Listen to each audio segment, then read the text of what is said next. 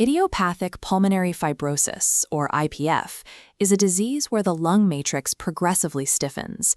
Healthy, flexible respiratory tissue turns into rigid, fibrotic scar tissue. Without treatment, this continuous scarring leads to progressive respiratory failure.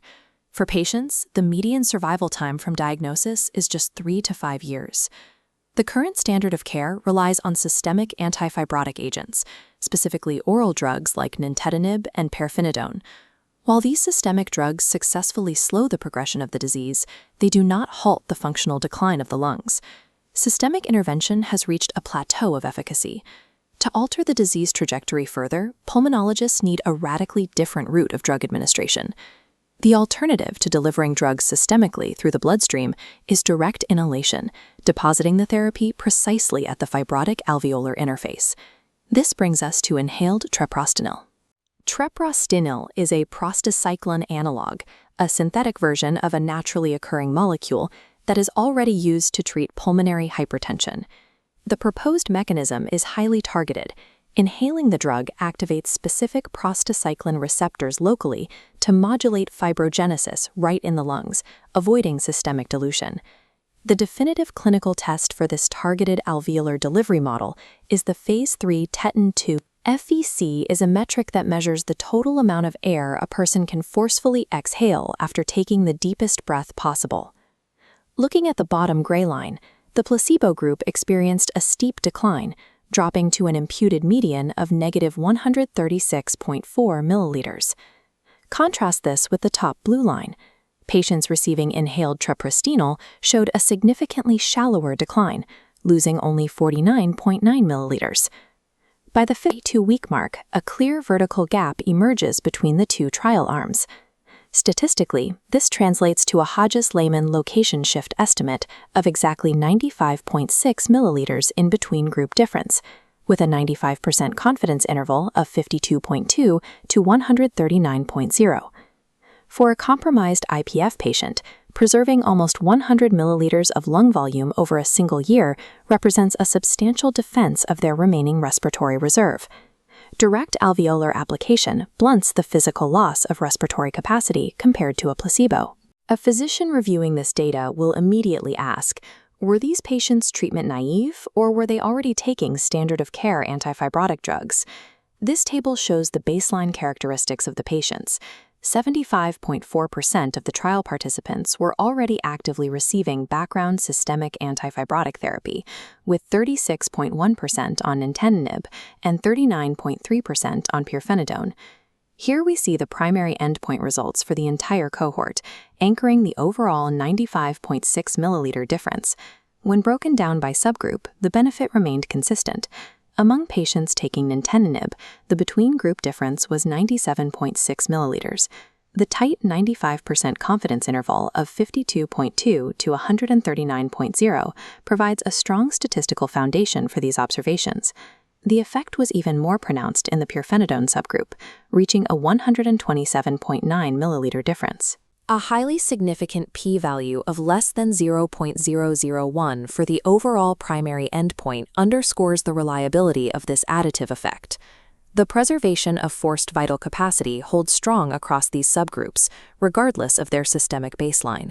Inhaled treprostinil provides a layered defense against fibrogenesis that is additive to systemic antifibrotics.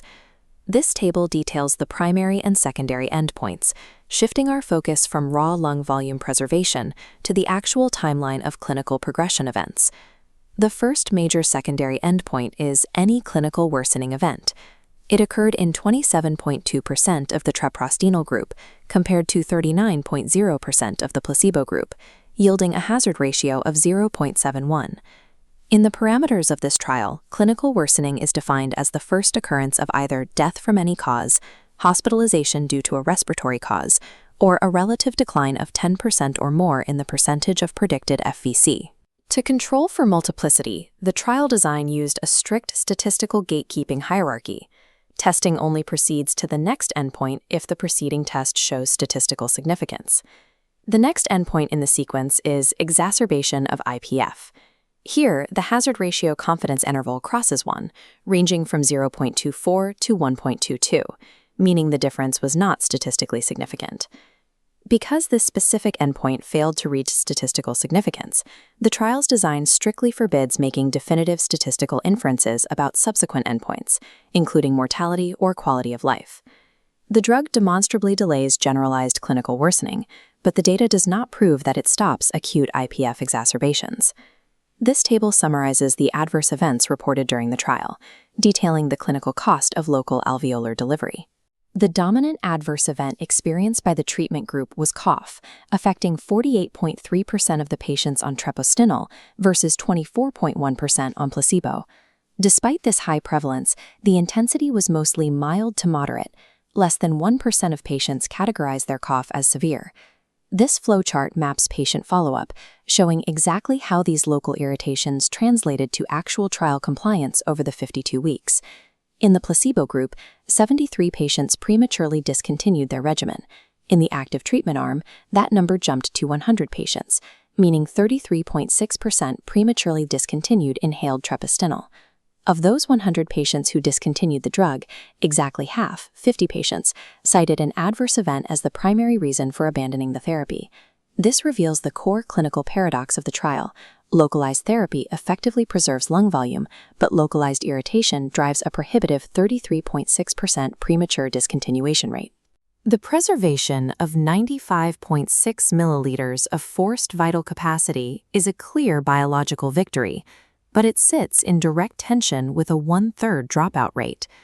To achieve this lung preservation, patients must commit to a demanding physical regimen, inhaling 12 breaths of the solution 4 times daily throughout their waking hours.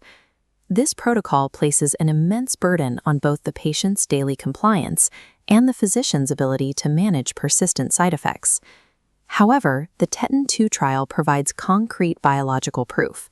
Inhaled prostacyclin analogs successfully bypass systemic limitations to deliver a localized, additive antifibrotic effect. For pulmonologists, inhaled treprostinil offers a potent new mechanism to defend lung volume. Its real-world clinical utility, however, will hinge entirely on a physician's ability to proactively manage the cough and keep their patients compliant.